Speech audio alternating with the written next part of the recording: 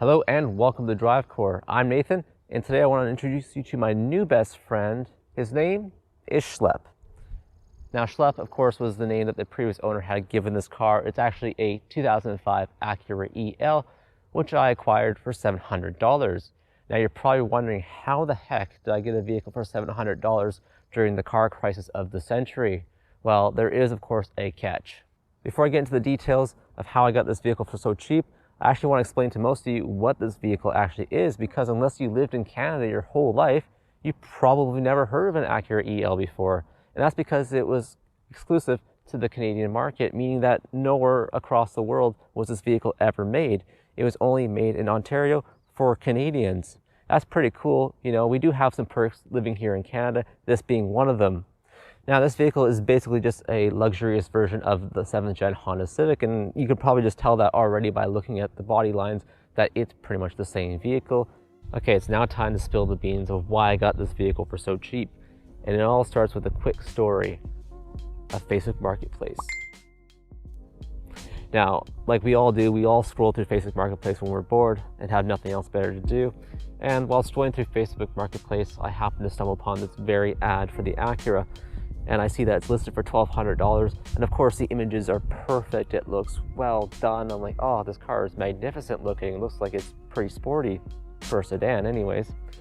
As I start to scroll through the pictures, it turns nasty pretty quickly. And that's because there's dents and there's a huge, especially on the rear quarter panel, huge indent and what looks to be an accident.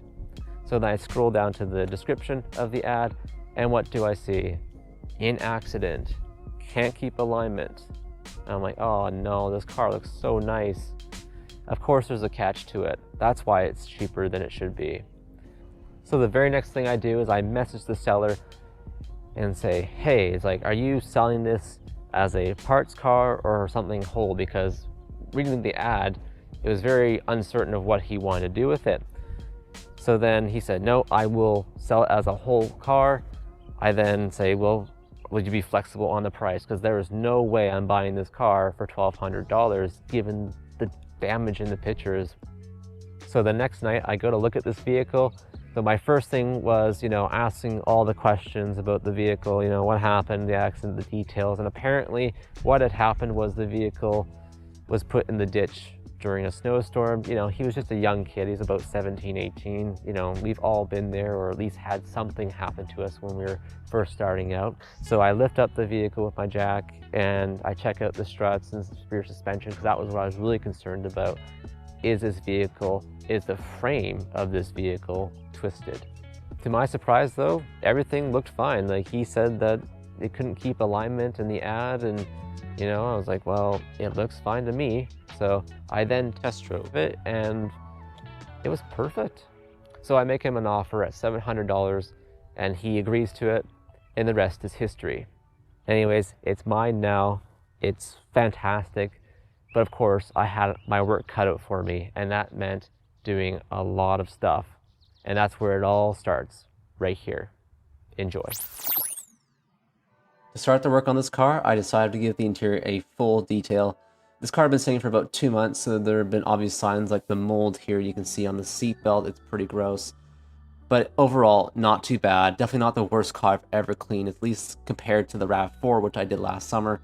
This is night and day difference. But nonetheless, my OCD would not let this stand, so I had to take out everything, including the seats, and give it a full-on detail.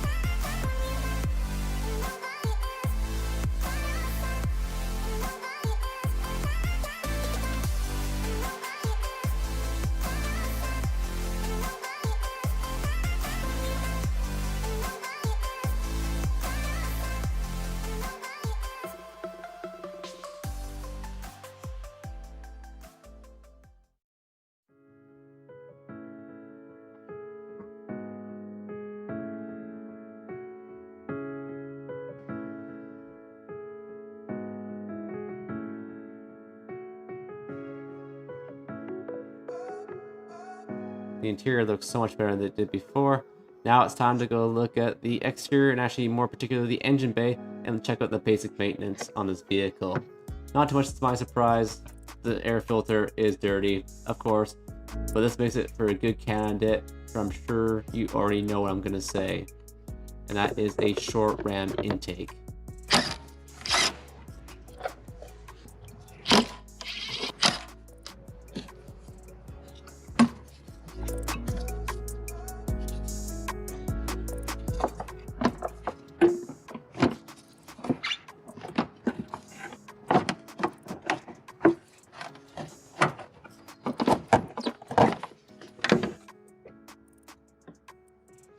All in all, this job was really easy to do. It only took about 20 minutes in total. Most of that time was just taking out the factory airbox, and then of course putting the new one in, which didn't take much time at all.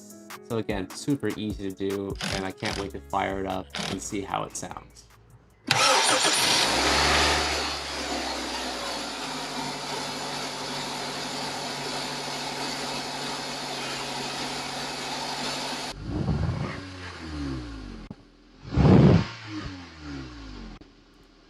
The fun part now over, it's now time to get back to more serious stuff on this car, and that is getting rid of the dents.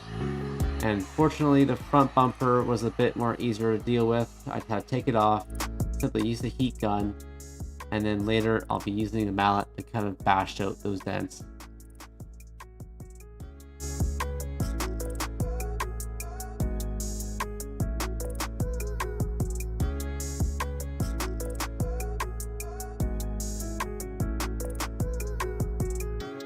I'm very happy with how this turned out in the front bumper.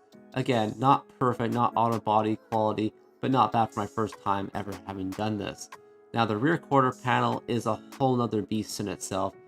I wish I had known ahead how bad this was and how much time and effort it takes. And I have a lot more respect now for people who do automotive body work. It's such a headache, and I would never want to do it myself. But here I am doing it now. I can't go back.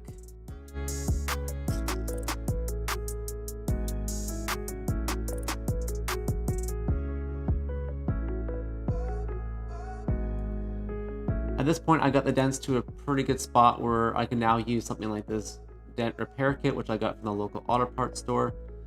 And I will say that this kit was pretty good for the most part. It was especially good for the smaller dents, like you can see me using it here. But then when I got to the bigger dents, it was definitely a bit of a struggle. And it may have just been me not using it correctly, but unfortunately it did end up taking off the paint. And of course, I knew that was probably going to happen, and I didn't really care nonetheless, but it was still good for the smaller stuff for sure.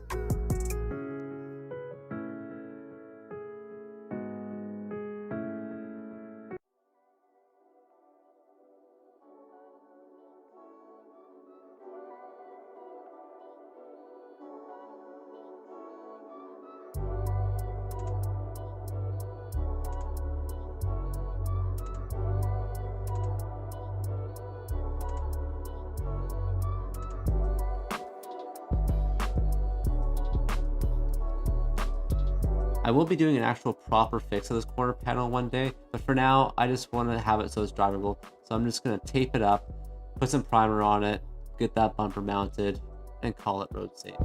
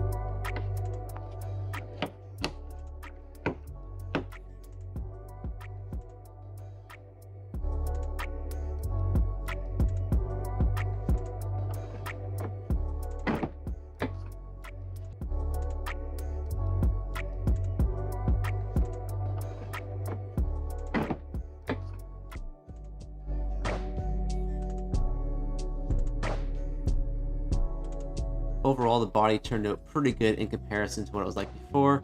Not perfect, but I will address this at a later date when I have more time and more money to sink into this vehicle. Now it's time to move on to the last task, and that is replacing the rear struts in the vehicle. Now fortunately, upon my inspection of the vehicle before buying it, I didn't notice that they were damaged or anything, and the car drove perfectly fine. But I did notice in the daylight that there was some signs of leaking from the struts, and I decided, well, it's probably best to replace them anyways, as they look like they're the originals. Now I've heard a lot of horror stories from people who own the 7th gen Honda Civic, and this goes to the same for the Acura EL, and that is the fact that the bottom bolt that you can see here is really hard to remove off the struts. And I struggled with this bolt multiple times on either side and couldn't get it, so I decided to use the cheater method. Because I didn't have an impact powerful enough to remove it, I decided to just use the angle grinder and grind them out. Now, if you definitely have the tools, use them, but in my case, I didn't. I had to improvise and use what I had.